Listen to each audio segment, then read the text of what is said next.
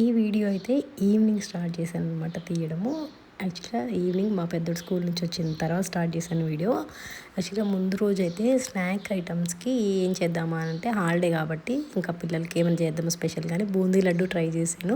కొంచెం సిరప్ అనేది లూజ్ అయింది కానీ ఓకే పర్లేదు బాగానే వచ్చింది. టేస్ట్ మాత్రం అదిరిపోయింది. కానీ స్వీట్‌నెస్ బాగా ఎక్కువ అనిపించింది అనమాట. అందుకని చిన్న చిన్న ఉండల్లాగా చేసి పక్కన పెట్టేశాను. ఒక 2 నిమిషాల్లో అయిపోయి చేయడానికి ఒక గంట టైం పట్టింది కానీ 2 మినిట్స్‌లో అయిపోగొట్టేసామనమాట. ఇంకా ఆ రోజు నెక్స్ట్ డే మార్నింగ్ స్కూల్ ఉంది కదా, ఇంకా స్కూల్కి కొంచెం 2 డేస్ హాలిడేస్ వచ్చాయంటే థర్డ్ డే నాకైతే కొంచెం బద్ధకంగా ఉంటుంది. అందుకని ఫాస్ట్గా లేచి ఇడ్లీ అయితే పెట్టాను. ఇడ్లీ పెట్టినప్పుడు మ్యాక్సిమం స్నాక్ ఐటమ్స్లో పెట్టాలి అన్నప్పుడు మాత్రం చిన్న చిన్న బటన్ ఇడ్లీ పెడతాను. సో దట్ కొంచెం మెత్తగా ఉంటాయి, గట్టిగా తినాలి అనిపించింది. ఎందుకంటే ఇడ్లీ చల్లగానిక తినడం కష్టం. సో చిన్న చిన్న అయితే తినాలనిపించింది కాబట్టి ఇంకా ఇడ్లీ చేసానంటే ఖచ్చితంగా పల్లి చట్నీ ఉండాల్సిందే. వితౌట్ పల్లి చట్నీ ఇడ్లీ తినలేము. కొంచెం ఒక 2 ఇడ్లీ తిన్నా కూడా చట్నీ మాత్రం దానికి తగ్గట్లే ఉండాలి, అప్పుడే తినాలనిపించింది. ఇంకా ఈరోజు లంచ్కి వచ్చేసి బెల్ మేకర్ పల్లి కారప్పొడి చేశానమాట. యాక్చువల్గా మెల్ మేకర్ ఎప్పుడు చేసినా ఫ్రై చేస్తా, నాకు ఎందుకో కర్రీ అంత టేస్టీగా అనిపించదు.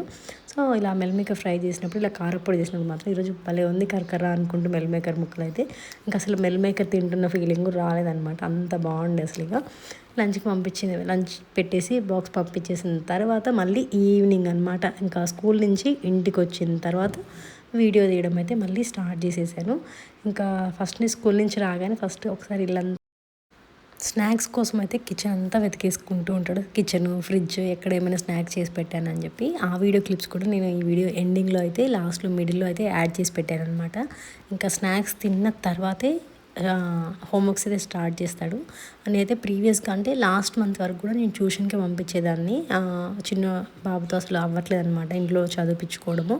అందుకని చెప్పి ట్యూషన్కి పంపించేదాన్ని. మొత్తం ఇంకా నాకు కూడా హెల్త్ కొంచెం సెట్ అవ్వలేదు అని చెప్పేసి ట్యూషన్ పంపించుకునేదాన్ని అనమాట. కాకపోతే ఏంటంటే ఈ మధ్య ఒక 1 వీక్ to 10 డేస్ నుంచే కొంచెం కుదరట్లేదు అనమాట. పికప్ చేసుకొచ్చుకునే టైం సెట్ అవ్వకపోవడము, చీకట్లో వెళ్ళడానికి ఇబ్బంది అవ్వడం వల్ల ఈ ఒక 10 డేస్ నుంచి మాత్రమే ఇంటి దగ్గర ఉంచేస్తున్నాను. లేకపోతే అంత ముందు వరకు కూడా ట్యూషన్కి వెళ్ళేవాడు కాబట్టి ఇంట్లో అంతా ఫోర్స్ చేసేదాన్ని కాదు. చదువు గురించి కానీ, హోంవర్క్స్ గురించి కానీ, ఎగ్జామ్స్ టైంలో కానీ ఎప్పుడైనా సరే ఒక 1 డే 2 డేస్ హాలిడేస్ వచ్చినప్పుడు మాత్రం ఒకసారి ఏం చదువుతున్నాడు, ఏంటి అసలు ఎంతవరకు ఇంప్రూవ్ అయ్యాడు అవి మాత్రం ఖచ్చితంగా చెక్ చేసేదాన్ని. సండేస్ కానీ ఏమైనా హాలిడేస్ వచ్చినప్పుడు హోంవర్క్ నోట్స్లు, క్లాస్ నోట్స్లు అసలు ఏంటి, ఏం రాస్తున్నాడు, రైటింగ్ ఎలా ఉంది అని చెప్పేసి అవి మాత్రం చెక్ చేసుకునేదాన్ని. బట్ ఏంటంటే డైలీ చూడడానికైతే టైం ఉండదు. ఎందుకంటే మార్నింగ్ వెళ్ళి స్కూల్ నుంచి ఈవినింగ్ వచ్చిన తర్వాత స్నాక్స్కి కొంచెం ఫ్రెష్ అప్ అవ్వడానికి కొంచెంసేపు ఒక అరగంట అలా ఆడుకోవడానికి టైం సరిపోతుంది అనమాట. తర్వాత ట్యూషన్ టైం అయ్యేది, ట్యూషన్కి వెళ్ళిపోయేవాడు. మళ్ళీ వచ్చి డిన్నర్ కొద్దిసేపు ఆడుకొని డిన్నర్ చేసి మళ్ళీ పాలు తాగి పడుకునేపాటికి నైట్ అయిపోయేది. మళ్ళీ బుక్స్ తీసి మళ్ళీ చదువు అంటే మనకే ఒక 1 అవర్ 2 అవర్స్ ఒక కంటైనర్కి ఒక దగ్గర కూర్చొని చేయాలంటే పెద్దవాళ్ళకి కొంచెం కష్టంగా అనిపించింది. అట్లాంటిది మార్నింగ్ 9కి స్టార్ట్ అయితే స్కూల్లో కూర్చోవడము, ఈవినింగ్ వరకు కూర్చొని మళ్ళీ ఇంటికి వచ్చి మళ్ళీ ట్యూషన్కి వెళ్ళి ట్యూషన్లో కూర్చొని చదివి మళ్ళీ ఇంటికి వచ్చిన తర్వాత బుక్స్ ఓపెన్ చేయమంటే మామూలుగానే మా పెద్దోడికి ఒక్క దగ్గర కూర్చోలేడు అనమాట. స్ట్రైట్గా ఒక 5 నిమిషాలు కదలకుండా కూర్చోవడం అంటే చాలా కష్టం వాడికి. అట్లాంటిది అంతసేపు కూర్చోవాలంటే కూర్చుంటాడంటే నాకే డౌట్ వచ్చింది అనమాట. స్కూల్లో ఎలా కూర్చుంటాడా, ట్యూషన్లో ఎలా కామ్గా కూర్చుంటాడా అని. మేబీ ఇంట్లో మనదే కదా, మన మమ్మీయే కదా, మనం ఏం కావాలన్నట్లు అట్లా ఆడుకుంటాడా లేదా, లేకపోతే స్కూల్లో కూడా ఇట్లనే ఆడుకుంటాడా తెలియదు. కానీ ఒక్క దగ్గర అయితే కాన్స్టెంట్గా అయితే కూర్చోలేడు. అంటే ఏదో ఒక పని చేయకుండా ఆడుకుంటూ ఉండకుండా అయితే ఉండలేడనమాట. సో ఇంకా అందుకే ఇన్ని రోజులు కూడా ఇన్ని మంత్స్ నేను మెయిన్గా అసలు అంత ఫోకస్ పెట్టలేదు చదువు విషయంలో. మెయిన్గా చెప్పాలి అంటే ఫుడ్ అయితే టైంకి ఎంత చేత కాకపోయినా, ఎంత హెల్త్ బాగాలేకపోయినా కూడా ఫుడ్ అయితే ఏదో ఒకటి అయితే ఖచ్చితంగా వండి పెట్టేదాన్ని. లేదు అని అంటే ఫ్రూట్స్, మ్యాక్సిమం ఫ్రూట్స్ తింటారు కాబట్టి ఫ్రూట్స్ కానీ, తొందరగా అయిపోయే స్నాక్, తొందరగా అయిపోయే బ్రేక్ఫాస్ట్లు ఇలా చేసి పెట్టేసేదాన్ని అనమాట. ఎందుకంటే అంతసేపు స్టవ్ దగ్గర నిలిచిన ఓపిక లేకపోవడం వల్ల మేబీ మెడిసిన్స్ తీసుకునే టైంలో ఏంటి అంటే బాగా క్లమ్జీగా ఉంటుంది. అసలే మామూలుగానే నీరసము, ఇంకా మెడిసిన్ తీసుకున్నామంటే బాగా నిద్రమత్తుంటుంది అనమాట. ఆ టైంలో ఎక్కువసేపు అయితే పిల్లల దగ్గర టైం స్పెండ్ చేసి చదివించేంత ఒప్పుకుండదు. మెయిన్గా నాకు ఎక్కువ టైం అంటే డేలో ఉన్న మనం మెలకుతో ఆల్మోస్ట్ 18 అవర్స్ వరకు నేను మెలకుతూనే ఉంటాను డే మొత్తంలో. ఆ 18 అవర్స్లో 10 అవర్స్ 15 అవర్స్ ఆల్మోస్ట్ పిల్లలకే వెళ్ళిపోయిద్ది అనమాట. ఒక 3 అవర్స్ కుకింగ్ కిచెన్లో అవ్వడం అట్లా 3 అవర్స్ కానీ ఎక్కువ అయితే కిచెన్లో ఎక్కువ అయితే ఏం స్పెండ్ చేయను. ఇంకా రిమైనింగ్ టైం అంతా మ్యాక్సిమం అయ్యేది ఎక్కడంటే నాకు మా చిన్నోడికి తినిపించుకోవడం విషయంలో ఎక్కువ టైం పట్టేది, మా పెద్దోడిని చదివించడం విషయంలో. ఈ 2 విషయాల్లో అనమాట ఎక్కువ టైం తీసుకునేది. ఎందుకంటే మా చిన్నోడు అంత త్వరగా తినడు. మినిమం 1 అవర్, ఖచ్చితంగా 1 అవర్ పట్టిద్ది అనమాట. Minimum 1 hour, max 2 hours. ఇంకా ఒక్కొక్కసారి ఇది డిలే కూడా అవ్వచ్చు అనమాట.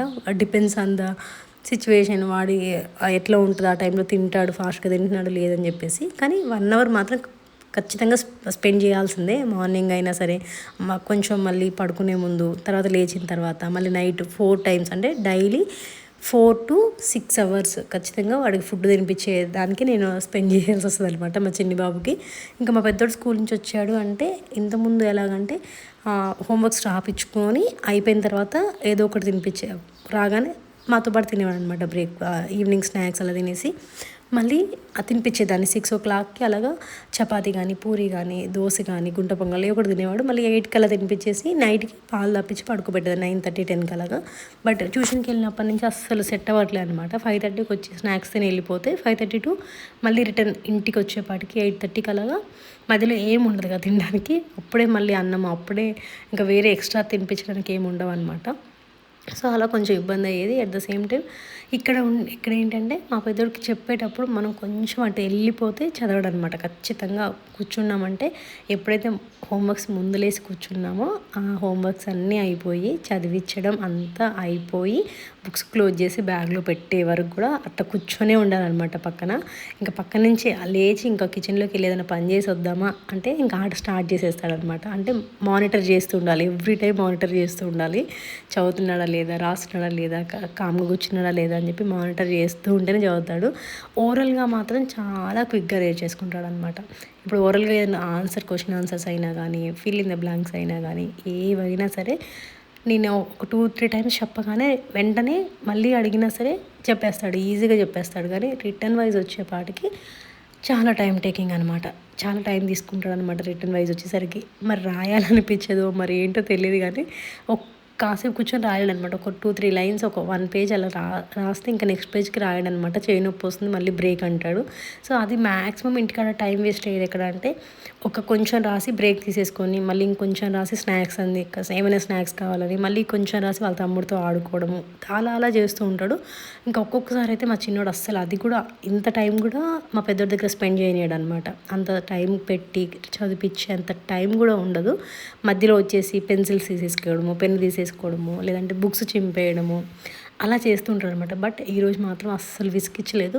స్టార్టింగ్ ఒక 10 to 15 minutes అయితే కొద్దిగా విసికిచ్చాడనమాట. వాళ్ళ అన్నయ్య దగ్గర కూర్చొని బుక్స్ అన్నీ తీసేయడం, వాళ్ళని చదువుకోనియకుండా ఒక 10 to 15 minutes అలా చేసాడు. తర్వాత స్నాక్స్ ఇస్తే కామ్గా కూర్చొని స్నాక్స్ తినుకుంటూ కూర్చున్నాడు అనమాట.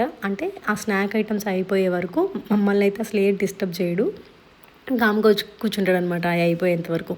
సో ఇంక ఈ గ్యాప్లో వీడికి చెప్పేసి చదివిపించేద్దాము అని చెప్పేసి నేను కూర్చున్నాను. లేదా నేను క్వశ్చన్స్ అన్నీ కాపీ చేస్తున్నా. ఇంకా మా పెద్దోడికి మా చదువుకోనానయ్య అని చెప్తే మా తమ్ముడికి స్నాక్స్ ఇచ్చి నాకు ఇవ్వలేదని చెప్పి పేచే అనమాట స్టార్ట్ చేసాడు.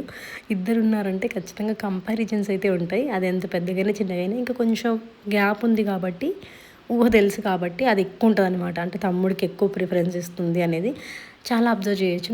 నాకే అలా అనిపించిద్దా లేకపోతే ఎలానో ఏంటో తెలియదు కానీ కొంచెం దగ్గర అంటే వాళ్ళకి ఊహ తెలియదు కాబట్టి ఎవరిని ఎలా చూసుకున్నా వాళ్ళకి అంత ఫరక్ పడదు. కొంచెం ఏజ్ గ్యాప్ ఎక్కువ ఉన్నప్పుడు ఏంటంటే ఆబ్వియస్లీ చిన్నపిల్లలు అన్నప్పుడు చిన్నోళ్ళని ఎక్కువసేపు ఎత్తుకోవడము, చిన్నోళ్ళకి ఎక్కువసేపు టైం వాళ్ళ దగ్గర కేటాయించడము. ఇంకా నాకేంటంటే స్పెషల్గా మా చిన్ని బాబుకి ఎక్కువసేపు తినిపించేపాటికి ఎక్కువసేపు ఎత్తుకొనే ఉండాలి. మళ్ళీ తినిపించి మళ్ళీ వాడితో ఎక్కువసేపు టైం స్పెండ్ ఎత్తుకొని ఉండడం వల్ల మా పెద్దోడికి ఏమనిపించింది అంటే ఎక్కువ చిన్నోడికే ఎక్కువ చూసుకుంటున్నాను అన్న ఫీలింగ్ వచ్చేస్తుంది అనమాట అప్పుడప్పుడు. కానీ ఇది చిన్నప్పుడు ఇంకెక్కువ ఉంటుండే.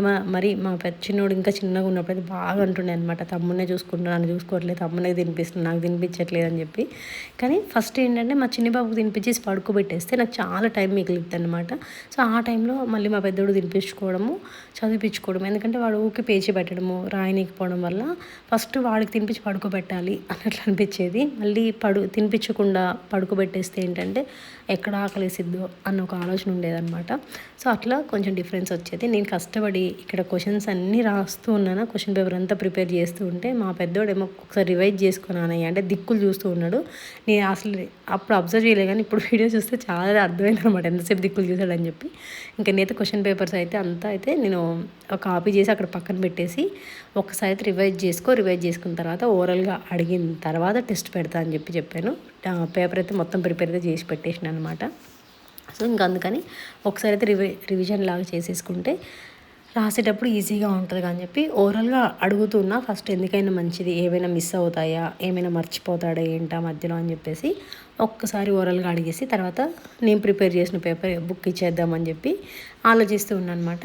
కాకపోతే ఆల్మోస్ట్ ఆల్ అన్నీ చెప్పేస్తాడు, బట్ కొన్ని దగ్గరలో ఏంటి అని అంటే స్పెల్లింగ్స్ మర్చిపోతాడు అనమాట.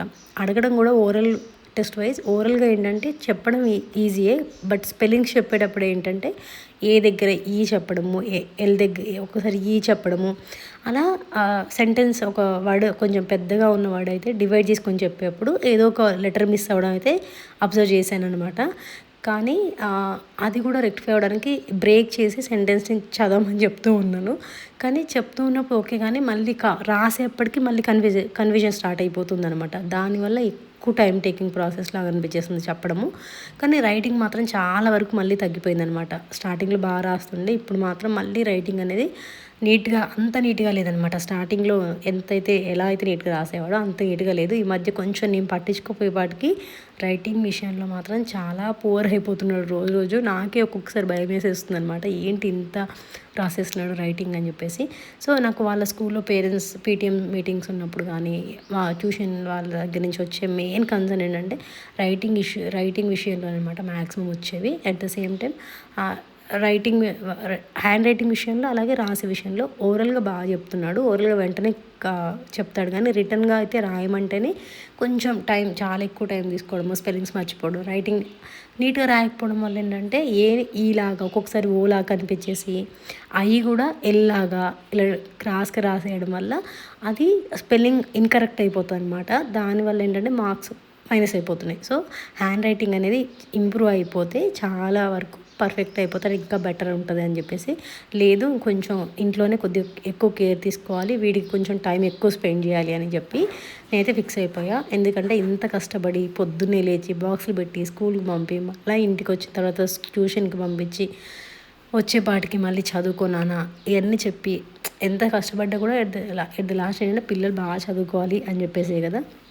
సో అందుకని చెప్పి నేనైతే హ్యాండ్ రైటింగ్ విషయంలో నేను ఎక్కువైతే మార్క్స్ విషయంలో ఎప్పుడు ఫోర్స్ చేయను అనమాట. ఫస్ట్ ర్యాంకే రావాలి, ఇన్ని మార్క్స్ ఎందుకు తగ్గాయి అని చెప్పి ఎప్పుడు కూడా నేను టీచర్స్ పీటీఎం దగ్గర కూడా మంచిగా మార్క్స్ వచ్చాయి కదా అని చెప్పి అన్నా కూడా నాకు మార్క్స్ విషయంలో ఎప్పుడు నేను అడగనండి. నాకు కావాల్సింది మెయిన్గా హ్యాండ్ రైటింగ్ కాన్సెప్ట్స్ ఎంతవరకు అర్థమవుతున్నాయని. అంటే టెక్స్ట్ బుక్లో ఇచ్చిన క్వశ్చన్ యాస్టీస్గా అదే ఇస్తే రాయడం వేరు, మనం మార్చి ఇచ్చినప్పుడు రాయడం వేరు. అంటే కాన్సెప్ట్ అర్థమైతే మనం మార్చి ఇచ్చినా కూడా ఆ క్వశ్చన్ రాసేంత ఉంటుంది. సో అలా అనమాట నేను అడిగేది మెయిన్గా వాళ్ళని ఎక్కువ అడిగేది. మ్యాథ్స్లో ఇలా ఎక్కువ అడుగుతాను అనమాట. అంటే ఒక అడిషన్ టెక్స్ట్ బుక్లో ఇచ్చింది చేయడం వేరు, మనకి ఓన్గా ఇచ్చిన ప్రాబ్లం చేయడం వేరు కదా. సో అలాంటివి కూడా నేను అడుగుతాను అనమాట. సో మార్క్స్ విషయంలో నాకు గ్రేడ్స్ మార్క్స్ వీటికన్నా main important handwriting improve అవ్వాలి. అట్ ద సేమ్ టైం ఏదైనా క్వశ్చన్ అడిగినప్పుడు ఆన్సర్ చేసేంత ఉండాలి, ఇచ్చిన క్వశ్చన్ టు ఆన్సర్ అలా కాకుండా అని చెప్పి అదొకటైతే మాట్లాడుకుంటా. సో ఈసారి మాత్రం కొంచెం ఈ 1 month కొంచెం నాకు కూడా కొద్దిగా హెల్త్ అనేది కొద్దిగా రికవర్ అవుతుంది. కొంచెం ఈ మెడిసిన్స్, ఈ సిరప్స్ ఇవన్నీ వాడుతున్న, ప్రోటీన్ పౌడర్ ఇవన్నీ వాడుతున్నా కానీ కొంచెం ఓపిక అయితే వస్తుందన్నమాట. సో అందుకని మళ్ళీ వీడియోస్ అయితే తీయడం అయితే స్టార్ట్ చేసేసిన. సో అలాగే ఇంకా మా పెద్దోడి మీద కూడా కొంచెం కాన్సన్ట్రేషన్ తీసుకోవాలి, వాడికి కొంచెం ఎక్కువసేపు కూర్చొని వాడి దగ్గర చదివించుకుందాము, మళ్ళీ కొంచెం ఇంప్రూవ్మెంట్ అయితే కనిపించాలి అని చెప్పేసి. ఎందుకంటే ఆల్మోస్ట్ ఇయర్ అయితే అయిపోతుంది, ఇంకా స్కూల్ కూడా కొద్ది రోజులు అయితే సమ్మర్ హాలిడేస్ వచ్చేలాగా ఉన్నాయి అనమాట. సో లేదు అట్లీస్ట్ ఫైనల్ ఎగ్జామ్స్ కన్నా కొంచెం బాగా చదివిపించేసి కొంచెం ఇంప్రూవ్మెంట్ అయితే కనిపించుకోవాలనుకుంటున్నా. సో అందుకని చెప్పి ఇంకా కొంచెం కేర్ తీసుకోవాలని చెప్పి అట్లీస్ట్ 4 hours స్కూల్ నుంచి వచ్చిన తర్వాత 4 to 5 hours అయితే టైం అయితే ఖచ్చితంగా పడుతుంది అనమాట స్పెండ్ చేయడానికి, చదువుకోవడానికి. కొంచెం తొందరగా రైటింగ్ వైజ్లో క్యాచ్ చేసే పిల్లలు అయితే 2 అవర్స్ సరిపోతుంది. కానీ కూర్చోబెట్టి రాపేయడం అంటే కంటిన్యూస్గా కూర్చోడు. ఒక 15 మినిట్స్ అలా బ్రేక్ ఇచ్చుకుంటూ మధ్యలో బ్రేక్ ఇచ్చుకుంటూ రాయడం వల్ల ఎక్కువ టైం పడుతుంది. సో ఇలా రాపిచ్చి ఎగ్జామ్ పెట్టేసి ఇంకా నేనైతే బీట్రూట్ జ్యూస్ అయితే తాగుతూ ఉన్నా. రెగ్యులర్గా అయితే ఏం తాగట్లేదు. ఒక 2-3 డేస్కి ఒకసారి, లేకపోతే కొంచెం నీరసంగా అనిపించినప్పుడు, లేదంటే గుర్తొచ్చినప్పుడు అలా, లేదంటే బీట్రూట్ కొంచెం మెత్తగా అయిపోతున్నాయి అనుకున్నప్పుడు ఇలా జ్యూస్ చేసేసి తాగేసుకుంటాను. కర్రీ ఎందుకో కానీ జ్యూస్ కూడా కొంచెం కష్టమే తాగాలి అనిపించడము. అందుకని కొంచెం బెల్లం ముక్క వేసుకుంటున్నాను అనమాట. ఇది కూడా నేను ఏదో ఒక వీడియోలో చూసాను అనమాట. బీట్రూట్ జ్యూస్ బెల్లం ముక్క వేసుకుంటే కొంచెం తాగాలి అనిపించింది అని చెప్పేసి అప్పటి నుంచి అలా వేసేసుకొని తాగేస్తున్నాను అనమాట. ఇంకా చెప్పాను కదా, మా పెద్దోడు స్కూల్ నుంచి రాగానే ఫస్ట్ అసలు డ్రెస్ చేంజ్ కూడా ఉండదన్నమాట. స్నాక్స్ ఏంటి, ఏం చేసావు అని చెప్పి కిచెన్లో ఇంకా ఫ్రిడ్జ్లో రెండిట్లో వెతుక్కుంటాడు. ఏం చేశాను అని చెప్పి. చెయ్యలేదన్నా కూడా నమ్మడనమాట. ఇన్ కేస్ ఒకవేళ చెయ్యలేదు అంటే మాత్రం ఆ రోజు ఇంకా పేచి మామూలుగా ఉండదు. కొంచెం రైస్ తినేసానా ఈరోజు, ఏం స్నాక్స్ చేయలేదు అని అంటే భలే పేచి పెట్టేస్తాడనమాట. సో ఇంకా మా పెద్దోడి కోసమైనా morning breakfast, evening snacks compulsory ఉండాలి. అట్లీస్ట్ ఏం లేకపోయినా ఫ్రూట్స్ అయినా తీసుకొచ్చి పెట్టాలన్నమాట. ఈరోజు అయితే నేనైతే గారెలు వేసి పెట్టేసా. యాక్చువల్గా ఈరోజు ఈవినింగ్ 3 o'clockకి చేసాను అనమాట. గారెలు ఆకలి వేసేస్తుంది అన్నట్లు. ఇంకా మా పెద్దోడికి కూడా స్నాక్ ఐటమ్స్ కావాలి కాబట్టి చేసి ఫస్ట్ వాడికైతే గిన్నెలో నిండా పక్కన పెట్టేసి పల్లీ చట్నీ కూడా పక్కన పెట్టేసి పెట్టానమాట. ఇంకా అవి చూసాక ఫుల్ హ్యాపీ అయిపోయాడు. చేయలేదన్నవగా అని చెప్పేసి. ఫస్ట్ డ్రెస్ చేంజ్ చేసుకొని రాపోనానంటే లేదు లేదు నేను ఫస్ట్ తిన్నాకే డ్రెస్ చేంజ్ చేసుకుంటాను, వెళ్ళి హ్యాండ్ వాష్ చేసుకొని తినేసాడనమాట. ఇంకెలాగో నేను అది హోంవర్క్స్ అయితే స్లిప్ టెస్ట్ పెట్టిన తర్వాత వచ్చి కిచెన్లోకి వచ్చి చూస్తే అంట్లయితే ఇన్ని ఉన్నాయి. ఇంకా ఇవైతే వాష్ చేయాలి. అలాగే ఈరోజు స్నాక్ ఐటమ్స్కి గారెలు ఒక్కటే సరిపోలేదంట మా పెద్దోడికి. సో ఇంకేమైనా స్నాక్స్ కావాలి అంటే ఇంకా ఎలాగో బూందీ లడ్డు చేస్తే కొంచెం అటు ఇటు అయిందనమాట. సో దాన్ని ఎందుకు అలా వేస్ట్ చేయడం, అలా వదిలేయడం కన్నా వేరేలాగా ఏమైనా చేద్దామని చెప్పి ఇంకా ఇలా లడ్డూలాగా అయితే చేసి పెట్టేశాను. టేస్ట్ మాత్రం చాలా అంటే చాలా సూపర్గా ఉంది. బట్ నాకు అనిపించింది ఏంటంటే స్వీట్ కొంచెం ఎక్కువైనట్టు అనిపించింది. అంటే బాగా స్వీట్గా ఇష్టపడే వాళ్ళకి ఓకే, కానీ మరీ ఎక్కువ స్వీట్ అయిన ఫీలింగ్, ఎక్కువ తింటుంటే ఎక్కువ స్వీట్ అయినట్టు అనిపించింది. ఇంకా మా చిన్నోడేమో ఆమ్ కావాలి, తినడానికి కావాలని బాగా ఇసుకిచ్చేసిండు అనమాట. అన్నం పెడితేనేమో మొత్తం ఇంటి నిండా చల్లేసిండు అనమాట మంచిగా. అదే లడ్డు చూడగానే ఏడుపు కాస్త ఆపి నవ్వుకుంటూ పరిగెట్టుకుంటూ లాక్కోవడానికి వచ్చాడు. ఒకటి ఇచ్చాను, అది వద్దంట, నా దగ్గర ఉంది కూడా ఇచ్చేసేయాలంట. ఇంకా సరే అని చెప్పి కొంచెం చిన్న బయట కొరుక్కున్న తర్వాత హ్యాపీగా ఫీల్ అయ్యాడు అనమాట. అదేంటో నాకు అనుకుంటే మా పిల్లలకు కూడా రైస్ కన్నా స్నాక్ ఐటమ్స్ అంటే చాలా ఇష్టము. మా చిన్నోడైతే మరి స్నాక్ ఐటమ్స్కి ఇబ్బంది పెట్టాడు, కానీ అన్నానికి వచ్చేసరికి బాగా ఇబ్బంది పెట్టేశాడు. సరే ఇంకా తింటున్నారు కదా, ఈ లోపు ఇంకా ఏమైనా డిన్నర్ ప్రిపేర్ చేసుకుందాం అనిపించేసింది. ఇంకా ఈరోజు కొంచెం హెవీ అయిపోయింది అనమాట మార్నింగ్. ఇంకా ఈవినింగ్ గారెలు ఆయిల్ ఫుడ్ కాబట్టి చాలా హెవీగా అనిపించుండే. సో ఇంకా నైట్కి అయితే డిన్నర్ చాలా సింపుల్గా చాలా లైట్గా చేసుకోవాలి అనిపించుండే. సో అందుకని చెప్పేసి ఇంకా ఎగ్ దోశ అయితే వేసేసుకుంటున్నా. కొంచెం హెవీగా ఉంటుంది. అలాగే నైట్ పడుకున్నప్పుడు ఆకలి అవ్వదని చెప్పి, ఆకలి వేసేస్తే అస్సలు నిద్ర పట్టదు. అలా తినకుండా అయితే ఖచ్చితంగా పడుకోను. కంపల్సరీ ఏదో ఒకటి తినే పడుకునే ముందు. ఎందుకంటే డాక్టర్ ఖచ్చితంగా చెప్పింది ఫుడ్ మాత్రం స్కిప్ చేయొద్దు, కొంచెమైనా అప్పుడప్పుడు తీసుకోండి, లేకపోతే నీరసం వచ్చేస్తుంది అని చెప్పేసి. సో దానివల్ల అయినా సరే ఖచ్చితంగా మామూలుగా నేను తినకుండా అయితే పడుకోను. ఎప్పుడైనా కొన్ని సిచ్యువేషన్స్లో తప్ప మ్యాక్సిమం ఏదో ఒకటి తినేది పడుకుంటా, కొంచెం లిమిటెడ్గా, మరి హెవీగా కాకుండా. ఇంకా ఈరోజు మొత్తం ఎక్కువ మార్నింగ్ కాంచి ఇంకా ఆయిల్ ఫుడ్ ఎక్కువ అవ్వడము, రైస్ ఎక్కువ అవ్వడం, వీటన్నిటి వల్ల కొద్దిగా చాలా హెవీ అనిపించేస్తుంది. కొంచెం హెవీగా ఉందిగా తినకుండా పడుకుందాము అనుకున్నామా, మధ్యనైట్ మాత్రం బీభత్సంగా ఆకలేస్తుంది అనమాట. అలా పడుకుంటే నాకు మళ్ళీ అప్పటికప్పుడు మధ్యనైట్ వచ్చి తినడం కన్నా ఇప్పుడు వెళ్ళి పడుకునే ముందే తినేసి వెళ్ళడం బెటర్, మరీ మధ్యనైట్ తినడం కంటే అని చెప్పి ఒకసారి ఒప్పుకుంటుంది చేసుకోవడానికి మధ్యనైట్. అట్లని ఇంకా తినేసి వెళ్దామని, మరీ ఎక్కువ హెవీగా కాకుండా కొంచెం లైట్గా తిందామని ఎగ్ దోశ అయితే ఫిక్స్ అయిన అనమాట, వేసుకుందామని చెప్పేసి. సో ఎగ్ దోశ వేసినప్పుడు మరీ హడావుడి లేకుండా ఎగ్ కొట్టేసిన తర్వాత కొంచెం లైట్గా దానిపైన ఉప్పు, కారం, జీలకర్ర పొడి, ధనియాల పొడి, యాక్చువల్గా జీలకర్ర పొడి, ధనియాల పొడి ఉన్నాయి కాబట్టి యాడ్ చేసేస్తున్నా. లేదు అంటే జస్ట్ ఉప్పు, కారం జల్లేసి ఆపేస్తాను అనమాట. ఉంటే మాత్రం ఈ మసాలా, జీలకర్ర పొడి, ధనియాల పొడి, ఇంకా పెప్పర్ పౌడర్ ఇలా చల్లుతాను. ఇంకా ఏం లేకపోయినా ఉప్పు, కారం చల్లేసి అలా వదిలేస్తాను అనమాట. స్పెసిఫిక్గా ఇలాగే ఉండాలి ఎగ్ దోశ అనేది నేను ఏమనుకోను. కొంచెం ఇంకెక్కువ టైం ఉంది, ఓపిక ఉంది అనుకుంటే మాత్రం ఆనియన్స్, పచ్చిమిర్చి అన్నీ యాడ్ చేస్తాను. బట్ ఇప్పుడైతే మా పెద్దోడికి చదివించాలి. నేను కిచెన్లోకి వచ్చాను, ఇంకా ఆట పెట్టేసాను అనమాట బయట, ఎగ్జామ్ రాయకుండా బుక్ పక్కన పెట్టేసేసి. సో ఇంకా ఇది అవ్వగానే ఫస్ట్ వాడి దగ్గరికి వెళ్ళి మళ్ళీ పక్కన కూర్చొని ఎగ్జామ్ రాపియాలి. ఇంకొక దాని మీద ఏంటంటే డిన్నర్కే ఒక బాయిల్డ్ ఎగ్, అలాగే క్యాలీఫ్లవర్ కొంచెం ఉప్పు పసుపు వేసి క్యాలీఫ్లవర్ కూడా బాయిల్ చేసేస్తున్నాను. యాక్చువల్గా బ్రోకల్ అయితే స్టీమ్ మీద ఉడికించి తింటారు కదా అలాగా, కానీ నాకైతే క్యాలీఫ్లవర్ నచ్చదు, కొంచెం కష్టమే అనమాట. అలవాటు లేకపోవడం వల్ల నా చిన్నప్పటి నుంచి, లేకపోతే ఎలా కొంచెం అది లైట్గా స్మెల్ రావడం వల్లనో కానీ అంత ఇష్టమైతే ఉండదన్నమాట. బట్ ఇష్టం ఉండదు కానీ చెప్పి పిల్లలకు కూడా తినిపించకుండా వాళ్ళకి అలవాటు చేయకుండా ఉంటే నా అలాగే ఎక్కడ తయారవుతారు అని చెప్పేసి అప్పుడప్పుడు ఇలాగా కొంచెం అలా నేను తినని కర్రీస్ కూడా చేస్తూ ఉంటా. అలా అని చెప్పి హెవీగా అయితే తినను, కొంచెం తిననట్టు అలా తినేస్తాను అనమాట. మొత్తం మీద డిన్నర్ అయితే రెడీ అయిపోయింది. ఇంకా తినేసి మా పెద్దోడికి అయితే ఎగ్జామ్ రాపిచ్చేసి తినిపించేసి పడుకోబెట్టాలన్నమాట. చూసారు కదా, ఇది అయితే ఈవినింగ్ అయితే ఆల్మోస్ట్ మార్నింగ్ లేచిన దగ్గర నుంచి నైట్ పడుకునే వరకు కూడా కంప్లీట్గా పిల్లలతోనే అయిపోయింది అనమాట టైం అంతా కూడా.